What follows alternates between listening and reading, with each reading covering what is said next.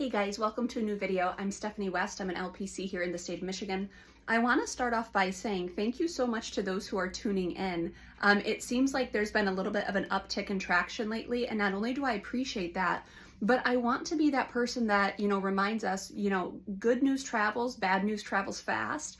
If you're willing to be part of this sharing good news, sharing good strategy, sharing good content, and you find this at all valuable, please feel free to share it, whether it's directly to someone or to a Facebook or whatever that looks like. Anytime you share content, you are doing we who create content just such a huge favor. But the goal is that we're doing you a favor, or at least that's my intent, that I'm doing you a favor of little kind of truth bombs or little pieces of encouragement kind of a couple times a week. And if you're willing to share that encouragement with others or share those truth bombs with others, I would just really appreciate it. Today I want to talk about something very formative in my last year or so. Often we talk about who do we want to be, and even, kids as young as, first grade, second grade, what do you want to be when you grow up? And we're usually talking about vocation. What do you want to produce? How do you want to be seen by the world? I want to ask a different question. I want to ask, who do you want to be internally? What do you want your character to be? What do you want people to remember you for when you come to the end of your life? Not by way of what you've produced, but by way of the quality of your character.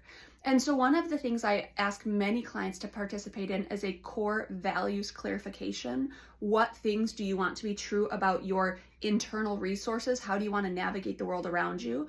And often I don't do things, I don't request things of my clients unless I'm willing to do those first. And so I've done my core values clarification. And based on the season of life that I'm in right now, I chose 3 core values that for me have not only been guiding principles over the last while here and really, really formative, they've also helped kind of orient my compass of who do I want to be when the hard stuff happens, when the good stuff happens, when the, neutral stuff happens. How do I want to show up in those spaces? And so up on the board here, I've shared what my core values are. And again, we're talking about internal resources. We're not talking about who you or what you produce or how you produce. We're talking about who you actually are at your core. And so the 3 that I've landed on that for me are really helpful, and I'm going to give a little bit of breakdown on why these 3. The first one is going to be honesty. I've been a people pleaser for the bulk of my life, and that is something that I knew if I wanted to have authentic relationship, I would have to work on boundaries and I would have to work on being honest. And so honesty for me means I can show up and have hard conversations now, and when I don't want to have hard conversations, I say things like, Steph, what's the honest thing to do here? Did you show up honestly? Did you show up with courage and with truth? And if you didn't, why not? We've got to remove the barriers. And because I'm insistent on checking my actions on whether or not I was honest, I've been able to be more refined in my conversations. I've been able to be more refined in my relationships. The second one up here is generosity. This one was a really big deal for me because number one, I have a lot of sensitivities related to finances. And so, I like certain numbers to be on my bank account. I budget very closely, but I want to be a generous person too. I don't want to be miserly. And so generosity was a way of pushing back against some of my more compulsive actions around money. But generosity goes a couple steps further.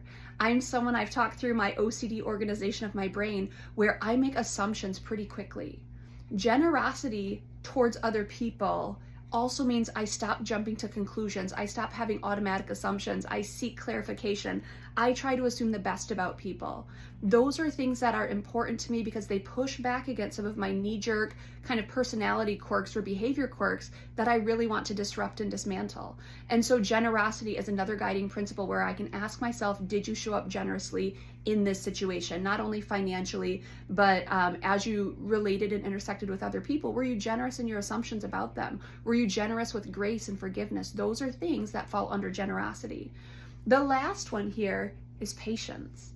I am not a patient gal. Now I want to be more patient, and that's why that's one of my core values. That's something I'm just passionately working on, because my brain goes 0 to 60. When I want something to be true, it's pedal to the metal. I'm gonna go full tilt ahead, and I don't often respect the pause or respect kind of the rest that's needed. And so patience is my reminder of, why does everything have to be hyper speed? Why don't you take a chill pill, my friend? why don't we calm it down a little bit and let other people show up too? And so patience for me pushes back against even some of my desire to be such a big producer. I want to produce all of the things and I want to, to affect all of the people.